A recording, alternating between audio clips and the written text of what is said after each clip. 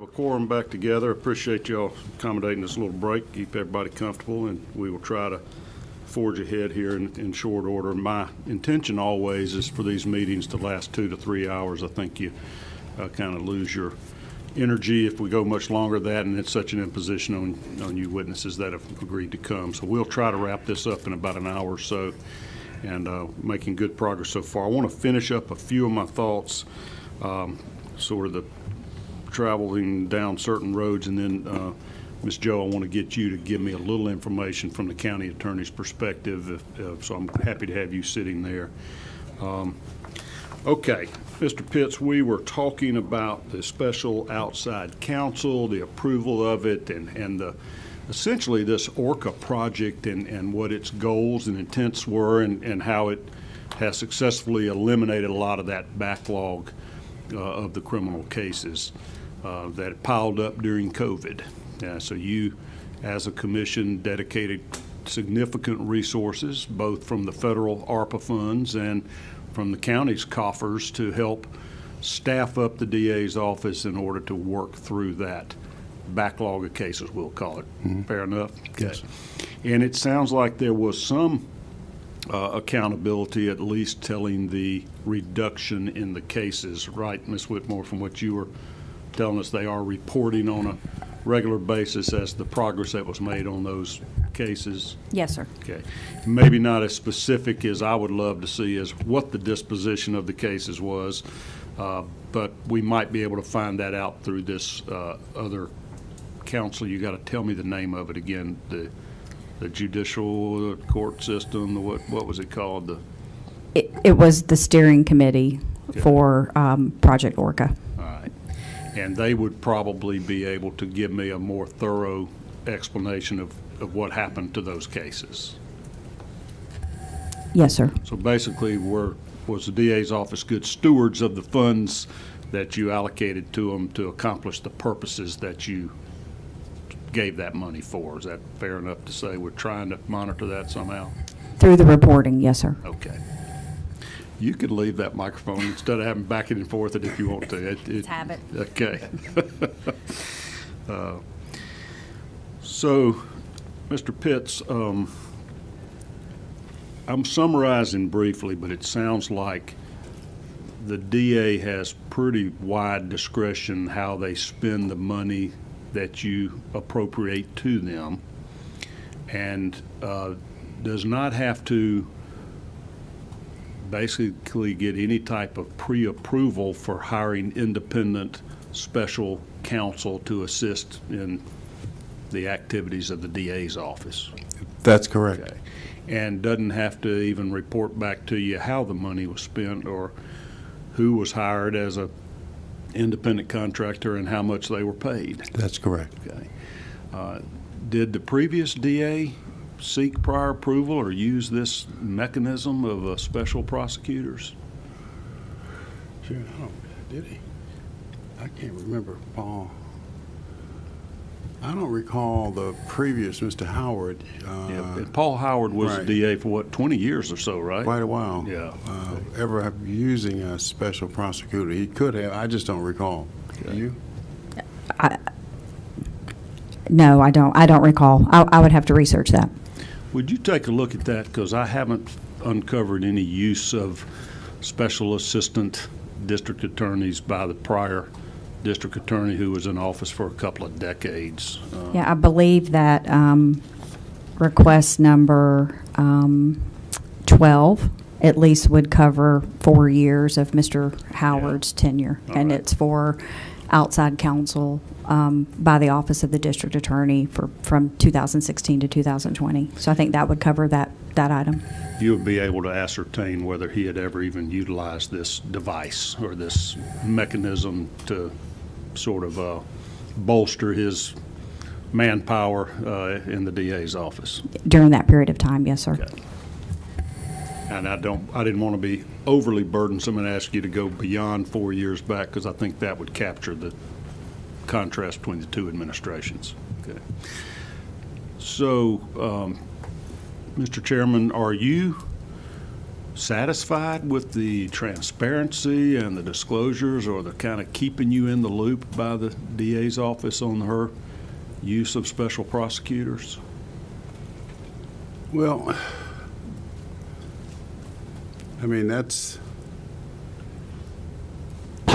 we've never had this situation before. I just don't recall under her predecessor, Mr. Howard, using a special prosecutor. So this is sort of new territory. Now with outside counsel, that's different because that is recommended by the county attorney.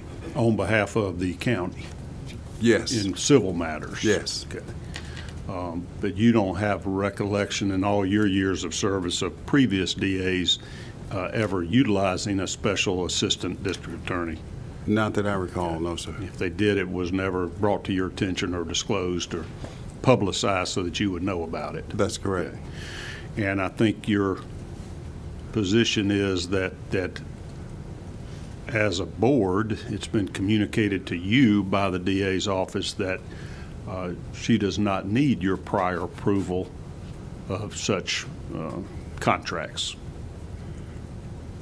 Well, let me make sure I understand that. The DA doesn't feel like she needs the prior approval of the county commission to hire independent contractors. Well, technically and legally, she does not with respect to special prosecutors under these very, as I understand, very narrow circumstances, and I'm not sure how that's defined.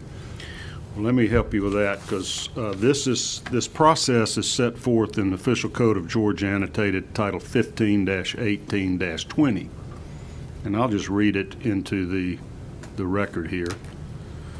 Under subparagraph A, the district attorney in each judicial circuit may employ such additional assistant district attorneys, deputy district attorneys, or other attorneys, investigators, paraprofessionals, clerical assistants, victim and witness assistance personnel, and other employees or independent contractors, as may be provided for by local law or as may be authorized by the governing authority of the county or counties comprising the judicial circuit.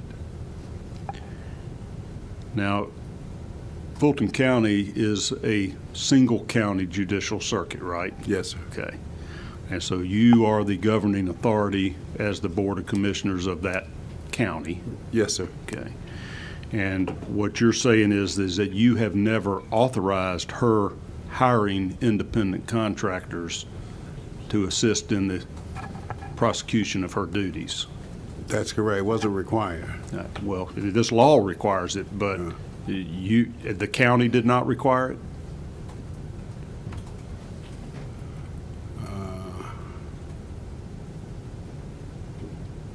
Well, the distinction, again, that I make is a distinction between with outside counsel and the special prosecutor. It was always my understanding that the district attorney had the authority to hire a special prosecutor as he or she saw the need to do so. Yeah. And that's the position that Ms. Willis has stated to you as chairman of the commission, that she was not required to get prior approval or authority to hire Mr. Wade or anybody else for that matter. Well, I didn't have a direct conversation with her about that, but that's just the way it is, and the way our understanding was that because it's a special prosecutor, it did not have to come before the board for approval. And I was asked that question quite a bit by the members of the media. Said, did this have to come before the board? And in researching it, we concluded that it did not. All right.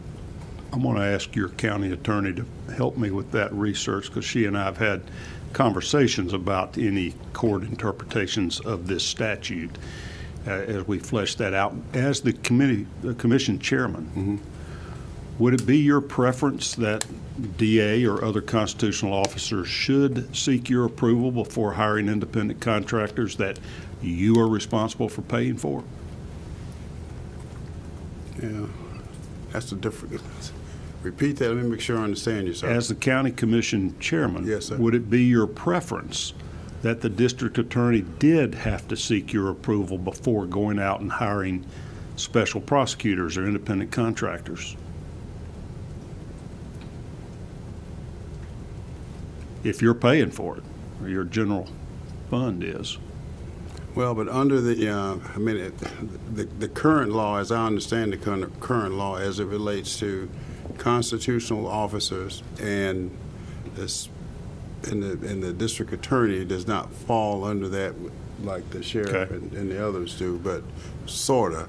And she's sort of a state constitutional officer, as I understand it. It's a little different. Part of the job of this committee is to determine whether we need to change the law. If it's unclear in this case, and I'm wondering if you are the lawmaker here, would you like to see state law changed so that a district attorney would have to ask your prior approval before going out and entering into contracts with special prosecutors? Well,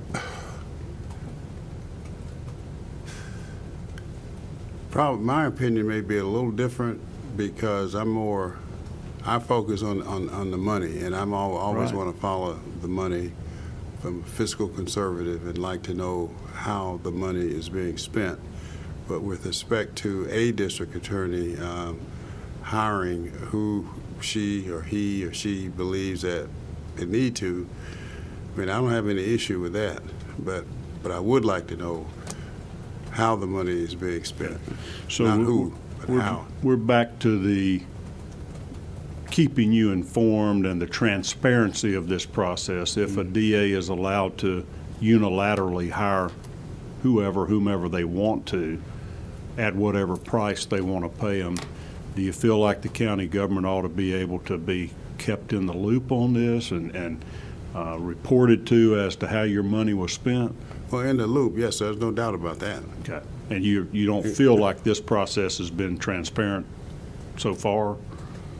Well, to the extent that we have not, we were not advised of the hiring and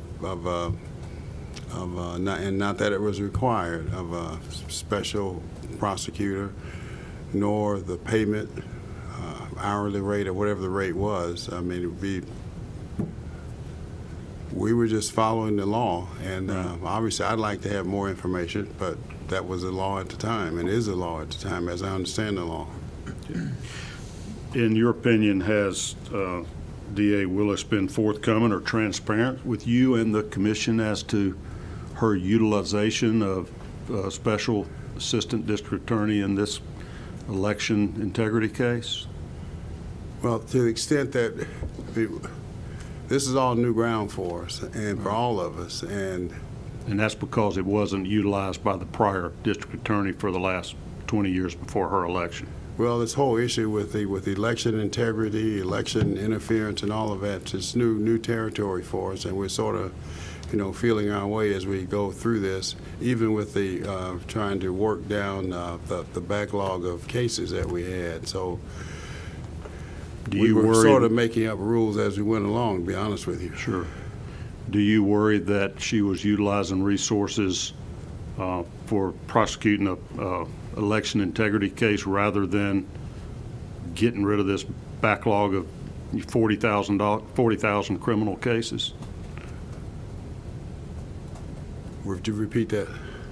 Does it worry you that she was spending significant resources without prior approval or even any reporting or accountability pursuing an election integrity case rather than working on this backlog of 40,000 criminal cases that were pending in Fulton County? It might have been 56,000. I can't remember all my numbers. It was a lot total.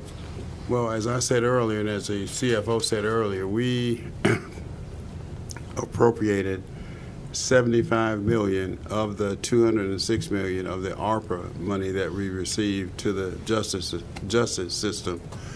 And she had, in addition to the backlogs, she is currently involved with the YSL case and the election interference case. So those were, three really unusual cases that I had never experienced before. So we were trying to be as helpful to her as we can and could by providing, for the most part, the resources that she asked. But as far as what happened to the resources, the money, when I say resources, I mean the money that we gave her, we, after it was given to her, we tracked the cases, the backlogs, and the jury is still out on the YSL and the election interference, so we'll get it all come out in the wash, I suppose, as to how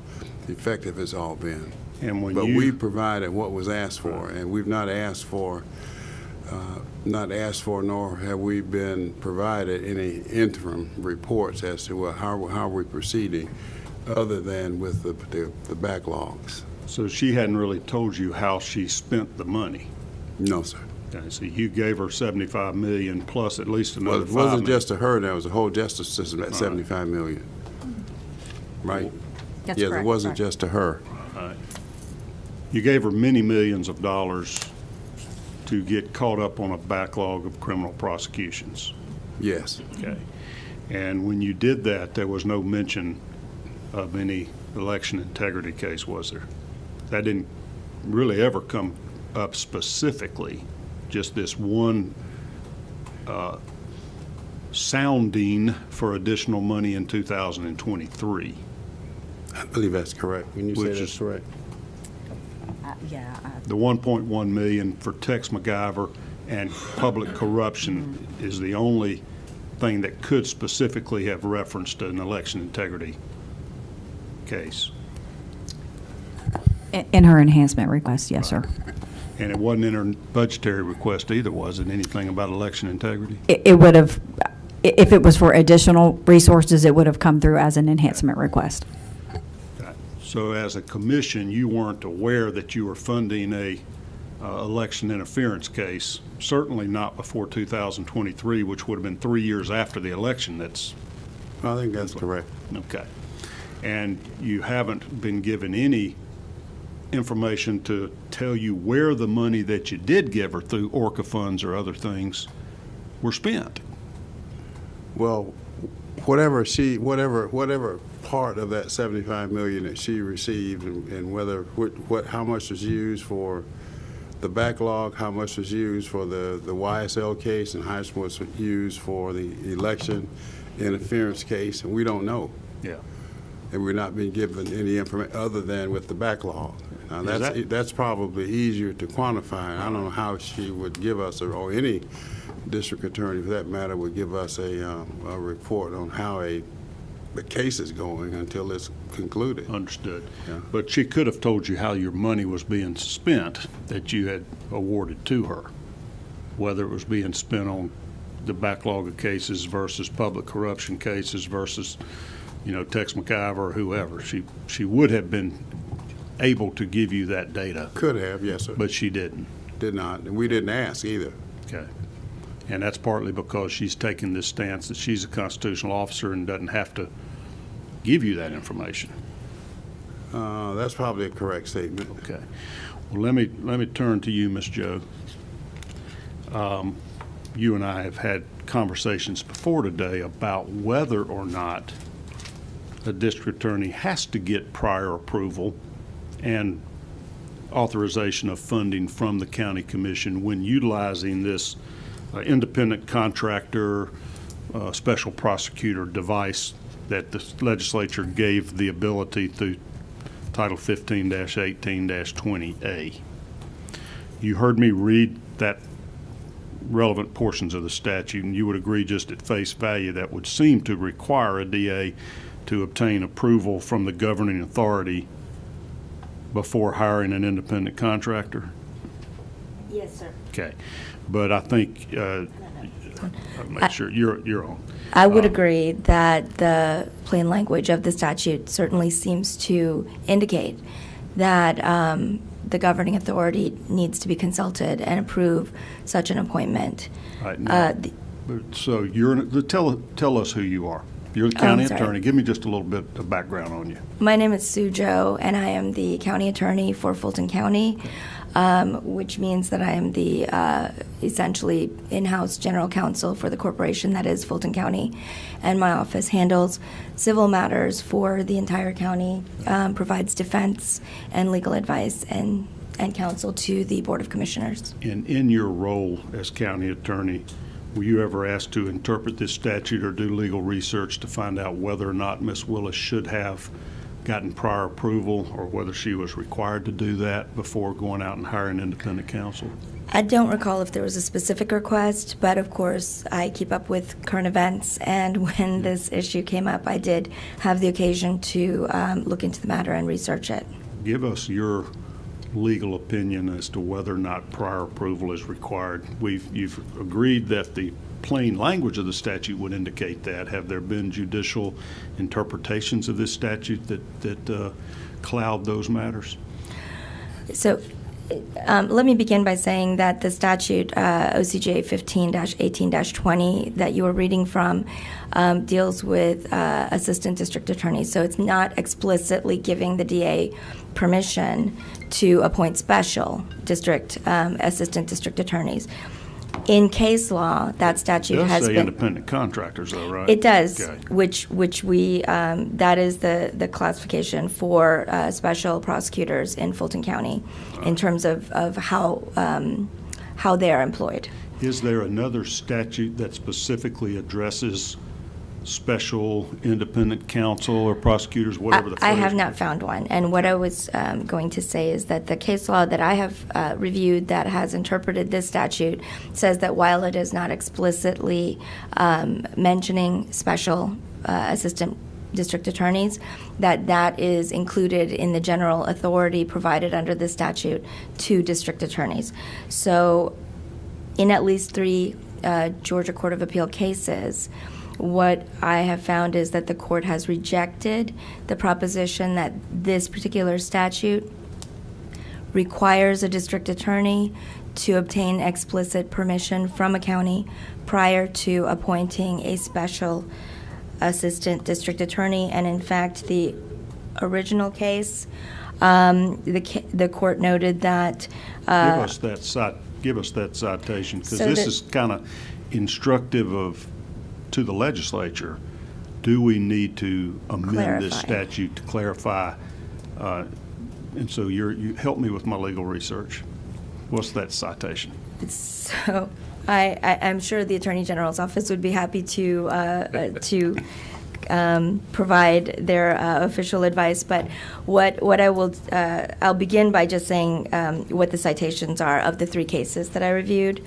One of them is Greater Georgia Amusements at 317 Georgia Appeals 116, which cites to State versus Cook at 172 Georgia Appeals 433, and is referenced again in Amusement Sales Incorporated versus State of Georgia. And if you'll excuse me, let me look at my Westlaw.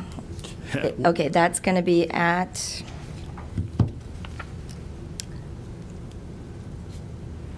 .316 Georgia Appeals 727.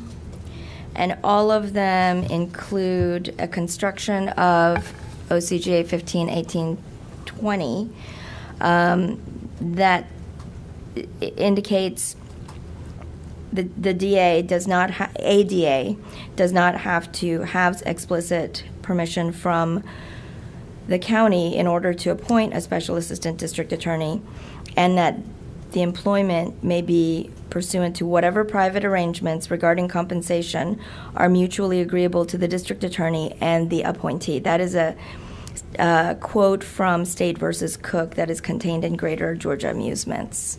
Okay. So judicial interpretation of our statute essentially eviscerate the plain meaning or language of the statute. Well, I will say I was definitely surprised at the construction in that it seems to be at odds with the plain language of the statute, but that is the current state of Georgia law as far as I can find it. Okay.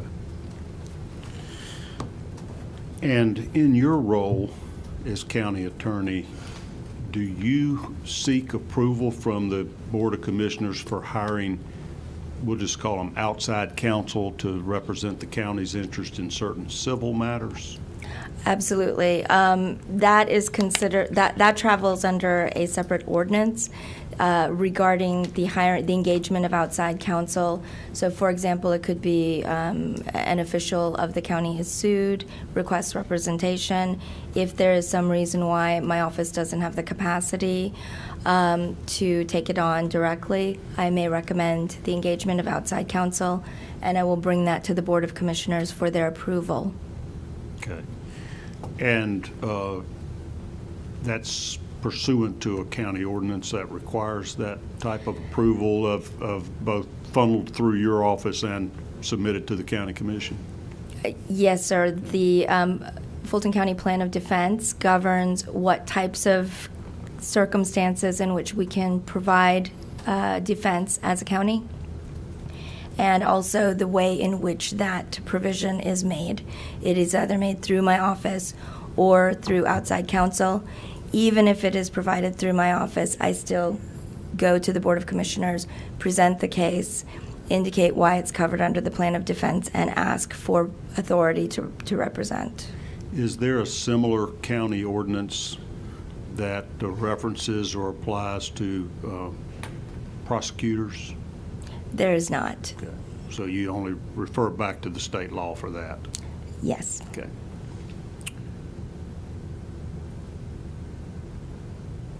In your role as county attorney, are you responsible for responding to open records requests?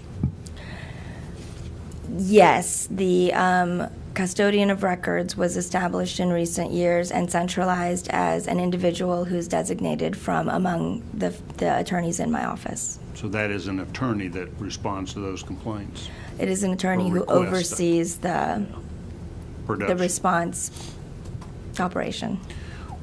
So that's under the control of your office then, or?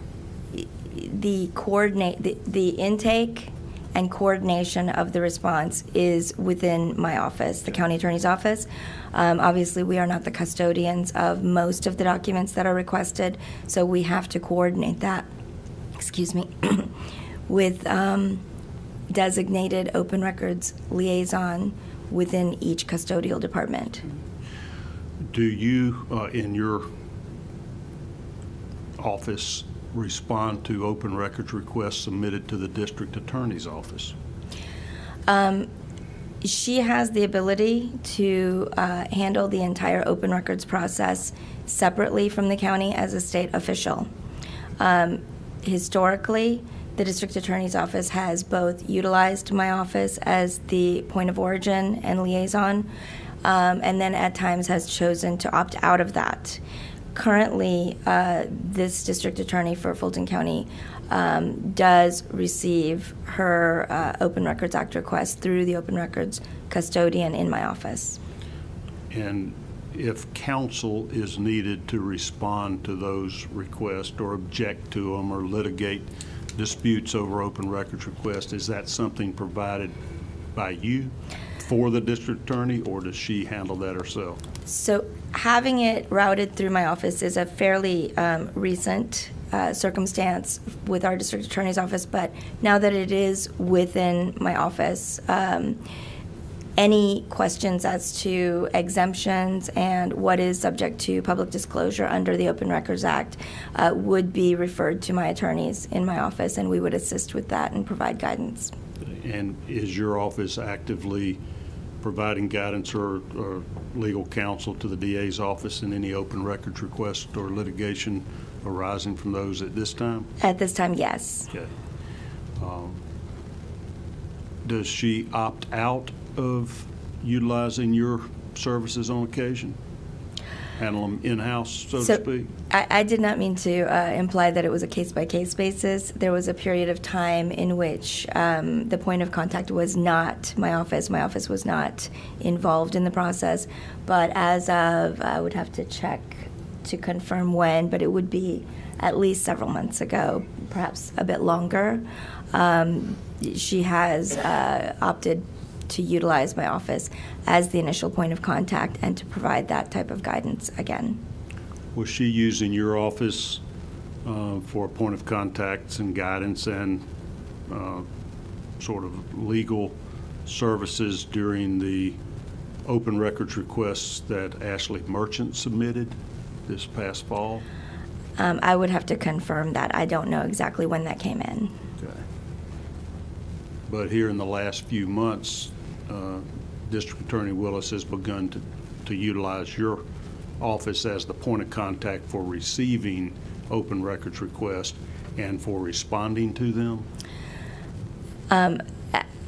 That's not exactly accurate. For receiving and for coordinating and providing advice, but in many instances, the custodial departments will upload their own responsive documents. So when we advise them of what is being requested, provide any legal guidance that may be necessary, are a point of contact for communication to provide status updates to the requesting party. But because the custodial department may have more immediate access, or if it is in the case of voluminous responsive documents or documents with restricted access within those departments, the department itself is often the ones who will upload the documents into our software that is used for Open Records Act requests. So if I submit tomorrow an opens records request to the Fulton County District Attorney's Office, maybe I want to find out what happened to those 16,000 cases that Orca was supposedly funding. Who will respond to that? Does the DA's office respond to me, or do they route it through you and you give me a response? My expectation would be that someone on the Open Records team in my office would be the initial point of contact and say, thank you for your request. We understand you've requested XYZ documents. Either here are your documents, or we estimate that it will take a certain amount of time to gather the documents that we believe are responsive and within our custody. And then that they would keep you updated or be available should you call in or email in with a question as to status. And if the district attorney did not want to provide the documentation I requested, would she object to that, instruct you to object to that, or does your office make that determination? So I don't know that we have a long enough history to have representative sampling of all the different potential circumstances, but my expectation of the process would be that we would communicate what was requested, that her office would identify whether or not they had responsive documents, and that they would work with my office to identify the subset of those documents that do not fall under any type of exemption, for example, pending investigations or any of the statutory exemptions that are provided for in state law. Okay. And so what happens if she says, I ain't giving that information up? I am not aware of such a circumstance. In some instances, the response we get from the departments may include, we do not have any responsive documents. And that is how sometimes disputes arise, because the requesting party may believe that they exist, and the custodial department asserts that they do not exist. Okay, what if they say, yep, they exist, but nope, I'm not giving them to you? You know they exist. Your custodial people figured it out. It's public records. To my knowledge, that response has not occurred. But if it did, I would expect my Open Records team to review the statutory obligations under the Open Records Act with the custodial department to emphasize and impress upon them their legal obligation to provide the documents that are subject to the Open Records Act. Okay, thank you. Let me ask you about the county ordinance concerning reporting of gifts from vendors or independent contractors. Does Fulton County have such a policy? I believe, and I haven't reviewed that specifically for today, but I believe you are referring to the prohibitions that are contained in our ethics code. Yes.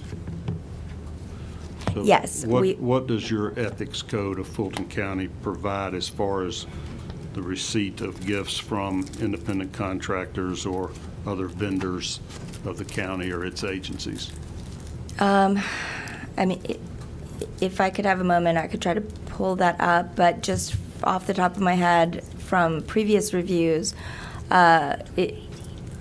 there's a lot of language in our ethics code about appearance of impropriety, appearance of conflicts, avoiding appearance of conflicts.